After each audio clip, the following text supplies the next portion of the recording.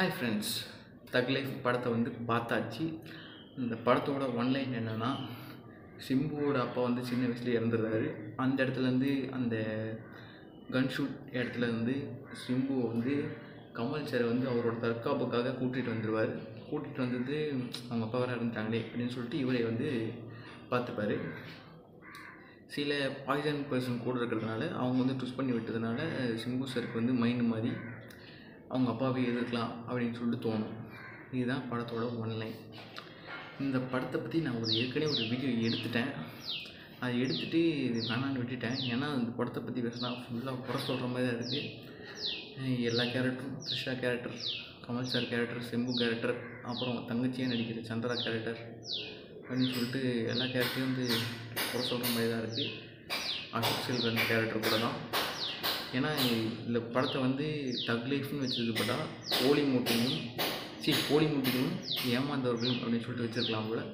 ஏன்னா இந்த பக்கம் ஃபுல்லாக போலி மூட்டுவாங்க, இதுங்க வந்து ஏமாந்து அப்படியாப்பா சரி நீங்கள் சொல்கிறீங்கள அப்படின்னு சொல்லிட்டு நான் நம்புகிறேன் அப்படின்னு சொல்லிட்டு நம்பிடுவாங்க இந்த பக்கம்.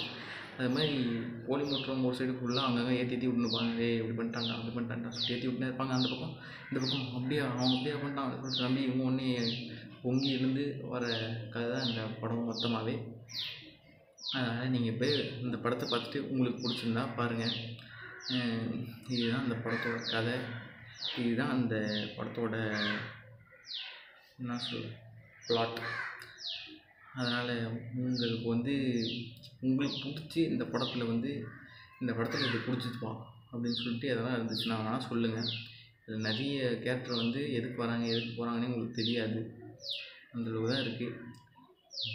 மணிரத்னம் சார் டைரக்ஷனாகவே தெரியல. ஏன்னா எந்த ஒரு கேரக்டருக்கும் ஒரு டெப்த்தே இல்லை.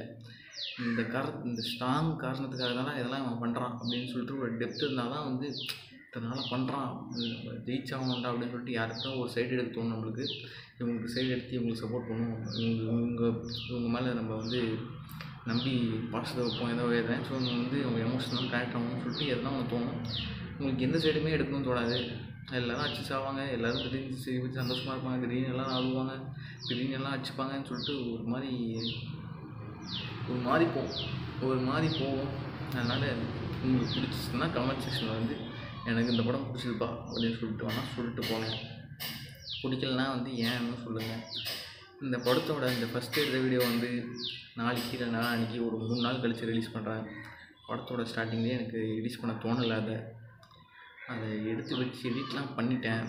ஆனால் எதுக்கு இப்படி வந்து சொல்லிக்கிட்டு அவங்களே புரிஞ்சுட்டு என்னென்ன பேசுகிறாங்கன்னு பார்க்கலாம்னு சொல்லிட்டு நான் விட்டுட்டேன். அதனால் படம் பாருங்கள், உங்களுக்கு பிடிக்கும்னு நினைக்கிறேன். உங்கள் டேஸ்ட் அது மாதிரி இருந்துச்சுன்னா உங்களுக்கு பிடிக்கும்னு நினைக்கிறேன். அப்புறம் மணிரத்னம் சார் அடுத்த வாட்டி வந்து ஒவ்வொரு கேரக்டருக்கும் டெப்த்தாக எழுதுங்க. இதனால் வந்து ஒரு ரீசன்ஸ் வந்து நல்லா டெப்த்தாக கொடுங்க. இது மாதிரி இந்த ஒரு விஷயம் பண்ணதுனால தான் அவங்க வந்து இது மாதிரி பொங்கி எழுந்தாங்க, இப்படி கோவப்பட்டாங்க அப்படின்னு சொல்லிட்டு ஒரு டெப்த்து கொடுத்தா தான் வந்து எமோஷ்னலாக கனெக்ட் ஆகும். எதுலேயுமே இந்த டெப்த்து இல்லை. எதுக்கு பண்ணுறாங்க ஏன் பண்ணுறாங்கன்னே தெரியாத அளவுக்கு தான் போகுது. இதை மட்டும் பார்த்துக்கோங்க. இது வந்து நீங்கள் அடுத்த வாட்டி மாற்றிப்பீங்கன்னு சொல்லிட்டு சொல்கிறது உங்களை குறை சொல்லணும்னு சொல்லிட்டு சொல்லலை. இந்த டெப்த்து நீங்கள் எழுதிட்டிங்கன்னா எல்லாமே கரெக்ட் ஆகும். இதில் வந்து எதுவுமே கரெக்ட் ஆகலை. த்ரிஷா வந்து நினச்சிருந்தாங்கன்னா சிம்பு சார் எப்போயோ படத்தில் இருக்கலாம். அந்த நீங்கள் கொடுத்த ட்விஸ்ட்டுக்கு அதுக்கப்புறம் நீங்கள் வந்து சிம்பு சார் மிரட்டி கூப்பிட்டு போவார்ல, அப்போயே வந்து அவங்க நினச்சி தான் கொண்டிருக்கலாம். அவங்க ஏன் கொல்லல? அவங்களுக்கு லவ் வந்து கமல் சார் மேலே சொல்கிறீங்க. அவங்க கொல்லாததுக்கு வந்து ஒரு ரீசன் சொல்லணும்ல, அது ஏன் சொல்லாமல் விட்டீங்க? அதுக்கு ஒரு காரணம் வச்சுருக்கீங்க. அவங்க ஏன் இன்னொரு 2 ஆப்ஷன் கொடுத்தல இந்த ஆப்ஷன் சூஸ் பண்ணாங்கன்னு. ஆனால் அந்த காரணத்தை வந்து ஏன் அவங்க ஸ்ட்ராங்காக சொல்லலை? அந்த ஸ்ட்ராங்காக இதில் இவங்க வந்து கமல் சார் மாதிரி ஒரு ஆளுக்கு வந்து இருந்திருக்காங்க. அவங்களுக்கும் ஒரு தைரியம் இருக்கும், இதுவும் இருக்கும், எதனா ஒன்று இருக்கணும்ல. அதை வந்து காட்டாமல் விட்டுட்டீங்க.